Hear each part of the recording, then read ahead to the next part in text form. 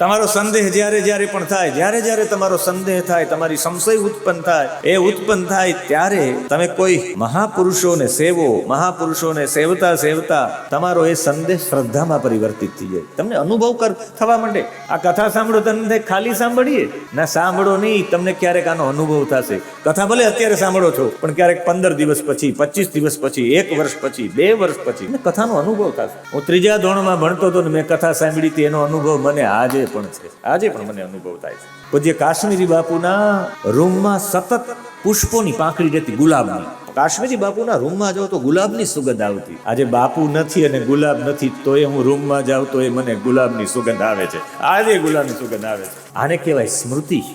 સંદેહ છે એ રૂપાંતરિત થઈ જાય શ્રદ્ધામાં, અને તમારો સંદેહ જ્યારે શ્રદ્ધામાં રૂપાંતર તમને અનુભવ થવા માંડે, અને અનુભવજન્ય છે એને શ્રદ્ધા કહેવાય. પ્રતીતિ પૂર્વકની સ્વીકૃતિ. તમને પોતાને પ્રતીતિ થાય. તમારે વારંવાર વિચાર કરો, વારંવાર વિચાર કરો, વારંવાર વિચાર કરો. વારંવાર વિચાર કરવાથી એક જ વસ્તુ થાય ને એ વસ્તુ બીજી કોઈ નથી, વિવેક જાગે. વારંવાર વિચાર કરવાથી